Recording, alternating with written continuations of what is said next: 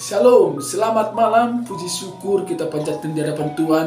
Kita bersyukur kepada Tuhan atas rahmat penyertanya, di mana kita boleh ada saat ini semuanya karena Tuhan.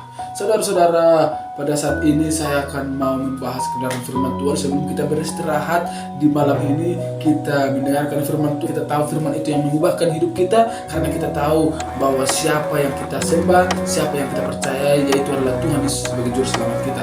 Saudara-saudara, pada saat ini, pada malam ini saya akan membahas menang atas dosa. Bagaimana yang menang atas dosa? Di dalam Roma pasal yang ke-6 ayat yang ke-6 kita boleh membaca beginilah isi firman Tuhan. Karena kita tahu bahwa manusia lama kita turut disalibkan turut disalibkan supaya tubuh dosa kita hilang kuasanya, agar jangan kita menghambakan diri lagi kepada dosa. Biar jangan menghambakan diri lagi kepada dosa. Dan ketika itu, saudara-saudara, kalau ada waktu saya akan membahas bagaimana kejatuhan manusia itu dalam dosa. Susah saya akan membahas itu. Kalau ada pertemuan kita lagi, merupakan di pasal yang ketiga itu merupakan pemicu munculnya istilah tabiat dosa. Munculnya awalnya dosa, kira-kira seperti itu. Dosa Adam dan Hawa membawa posisi kita sebagai ciptaan yang mulia masuk ke dalam keadaan yang tidak berdosa atau mewarisi dosa keturunan. Inilah keadaan manusia lama yang dimaksudkan oleh Rasul Paulus. Kita hidup di dalam dosa, namun anugerah Allah, namun penyertaan Tuhan yang anugerah Allah yang begitu besar tidak membiarkan kita terus-menerus di dalam tabiat dosa itu, di dalam tabiat keburukan kita. Allah menjanjikan keselamatan melalui karya keselamatan di atas kayu salib. Saudara-saudara, tabiat dosa kita dimatikan oleh kuasa Allah, oleh kuasa daripada Tuhan bersama Kristus di kayu salib, sehingga ada pernyataan Tuhan sudah selesai, yang artinya segala dosa kita, yang artinya segala ikatan-ikatan dosa yang melekat, yang mengikat kita, yang memikat kita sudah diampuni, sudah dilepaskan Tuhan, karena kita sudah anak-anak Tuhan, karena kita perlahan-lahan atau membutuhkan proses, yang artinya jikalau kita sudah percaya kepada Tuhan, jikalau kita sudah hidup di dalam Tuhan, kita semakin disucikan, kita semakin dilayakkan, karena kita menjadi anak-anak Tuhan. Saudara-saudara yang terkasih nama Tuhan Yesus Kristus, tubuh kita ini semakin diperbaharui. Inilah yang begitu luar biasanya, kita memiliki Yesus, kita memiliki Juru Selamat, kita memiliki Allah yang begitu besar, yang begitu mengasihi umat-umat pilihannya. Saudara-saudara yang terkasih nama Tuhan Yesus Kristus, di dalam teks kita ini, karena kita tahu di sini, karena kita tahu bahwa manusia lama kita telah, kata telah di sini, saudara-saudara, kata telah di sini menyatakan kepada kita bahwa penyaliban manusia lama kita merupakan peristiwa yang telah berlangsung di Golgota. Jadi manusia lama atau tabiat dosa itu mati bersama Kristus. Tuhan yang sudah membebaskan, tetapi perlu diperhatikan bahwa kematian Kristus terhadap dosa satu kali dan untuk selama-lamanya. Inilah sebuah menjadi kebanggaan bagi kita. Bagaimana kita meresponinya itu, kita hanya bersyukur saja, karena kematian Kristus itu merupakan korban yang menghilangkan dosa, menghapus dosa. Bisa juga kita lihat di dalam Ibrani pasal ke-9, Ibrani pasal ke-9 ayat yang ke-26. Beginilah firman Tuhan, sebab jika demikian ia harus berulang-ulang menderita sejak dunia ini dijadikan, tetapi sekarang ia hanya satu kali saja menyatakan dirinya pada zaman akhir untuk menghapus dosa oleh korbannya. Saudara-saudara yang terkasih, pernyataan sekarang adalah apakah melalui kematian Kristus ini kita tidak bisa lagi berbuat dosa? Manusia baru mengalami yang namanya pengudusan terus-menerus, dikuduskan terus-menerus. Saudara, makanya di dalam 1 Petrus kalau tidak salah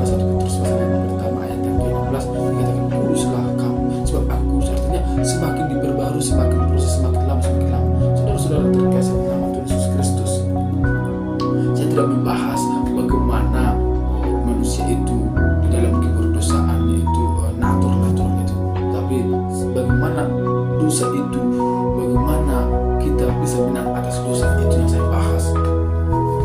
Bagaimana caranya kita, bagaimana supaya kita bisa dinyatakan menang atas dosa. Yang pertama tadi kita sudah membahas, yaitu manusia lama kita turun disalibkan. Manusia lama kita turun disalibkan. Dan yang kedua, tubuh dosa telah hilang. Kematian Kristus adalah kematian yang mematikan secara kematian, mematikan segala kematian. Bagaimana bisa? Kematian Kristus adalah kematian yang mematikan segala kematian. Bagaimana bisa? Berarti tidak ada yang bisa menghalangi kuasa Tuhan. Tidak ada yang bisa menghambat walaupun maut apapun. Karena apa? Karena Dia yang maha besar. Karena begitu besar rahmat daripada Tuhan. Kita dikuburkan bersama Kristus, bersama-sama dengan Kristus oleh baptisan, dan dibangkitkan dari antara orang mati oleh kiblat Bapa. Makanya kita percaya jikalau orang yang lahir baru itu sebagai lambang bahwa dia sudah milik Kristus.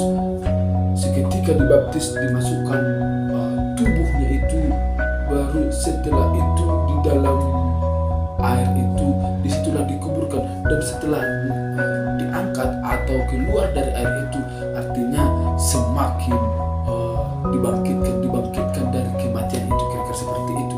Nah, Yesus mati, dibangkitkan. Yesus mati dan bangkit. Ini merupakan hal penting, saudara-saudara.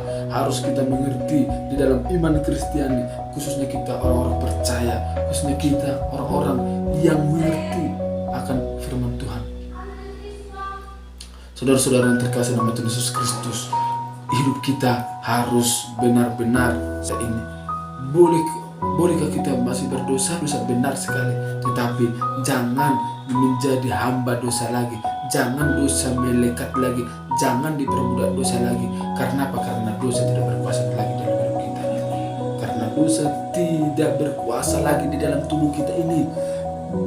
Bisakah kita berdosa? Bisa, tergantung diri kita. Jikalau kita sudah hidup di dalam Tuhan, kita tidak sembarangan berdosa. Kita tidak asal-asalan berdosa. Karena saya sudah ditebus Tuhan, saya bisa berdosa, besok saya diampuni kok. Itulah orang Kristen.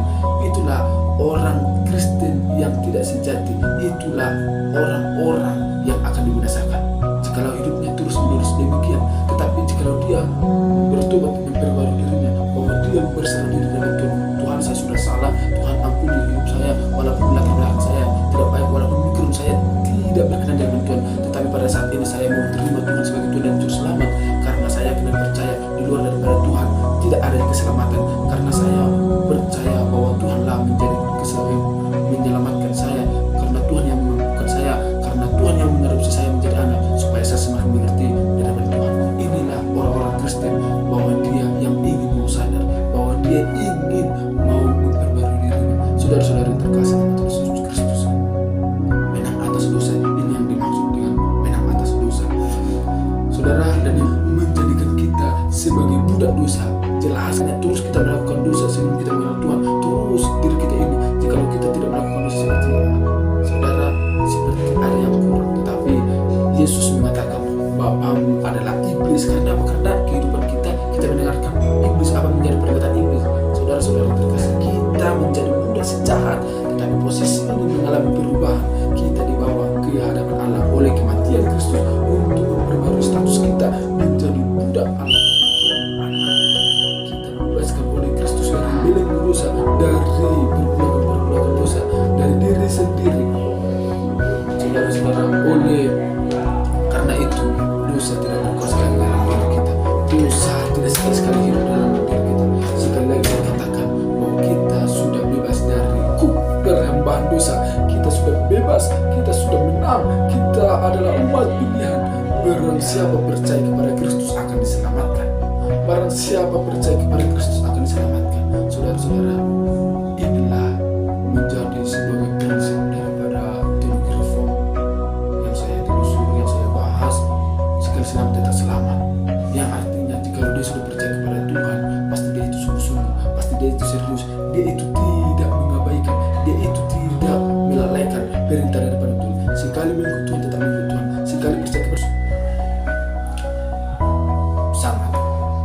benar-benar sangat begitu luar biasa. Ini yang mau kita banggakan. Apa sih makna kematian Kristus? Apa sih makna kematian Kristus? Yang pertama adalah kasih Allah dinyatakan, dan yang kedua adalah dosa terungkap di atas kayu salib, dan yang ketiga adalah dosa kita setelah dihapuskan, segala belenggu-belenggu dosa dilepaskan, dan yang keempat adalah hukuman dipenuhi di atas kayu salib. Artinya Allah itu kasih dan adil. Bagaimana kita bisa melihat kasih ini adil, kasih adil, adil dan kasih? Bagaimana? Seperti ada dilema, saudara-saudara yang terkasih nama Tuhan Yesus Kristus. Saya membuat ilustrasi, ada seorang yang bernama Samila, di mana dia itu pemimpin revolusioner, di mana dia memimpin dalam peperangan. Pada suatu hari dia menyatakan kepada para murid-muridnya atau kepada anggotanya bahwa akan mempersiapkan di dalam peperangan itu dan membawa bekal makanan, karena di dalam peperangan itu mereka bawa makanan supaya persediaan untuk hidup mereka. Tapi saudara-saudara, ada yang mencuri makanan itu, ada yang mencuri makanan itu, mencuri makanan mereka itu. Ya, karena ada yang mencuri, sambil marah, pemimpin marah. Mengapa marah? Karena stok untuk makan mereka itu sudah berkurang.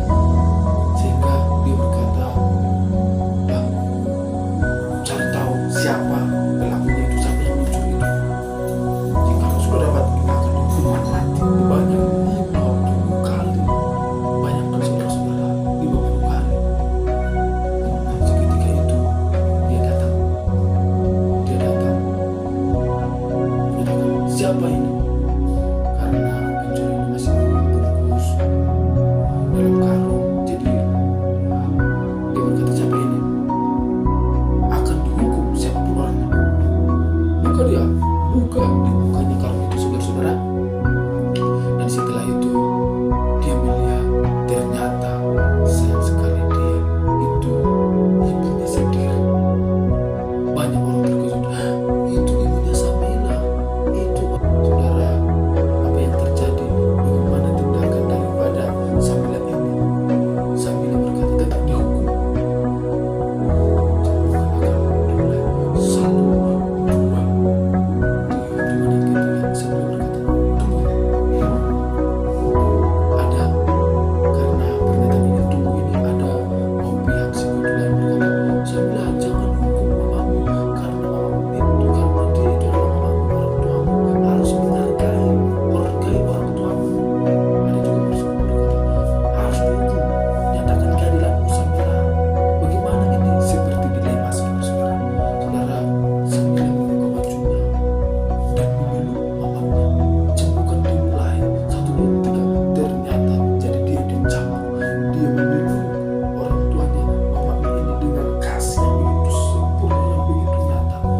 Dan Samila mengalami luka begitu berat sekali. Nah, saudara-saudara, lebih dari situlah kasih Tuhan bagi saudara dan saya, bagi kita semua. Tuhan rela mati untuk menebus saudara. Secara keadilan Tuhan sudah nyatakan, dan Tuhan nyatakan di dalam kasih-Nya juga bahwa kita adalah anak Tuhan, bahwa kita adalah pilihan Tuhan, bahwa kita adalah yang akan diadopsi Tuhan menjadi anaknya dan menjadi ahli waris dalam kerajaan surga.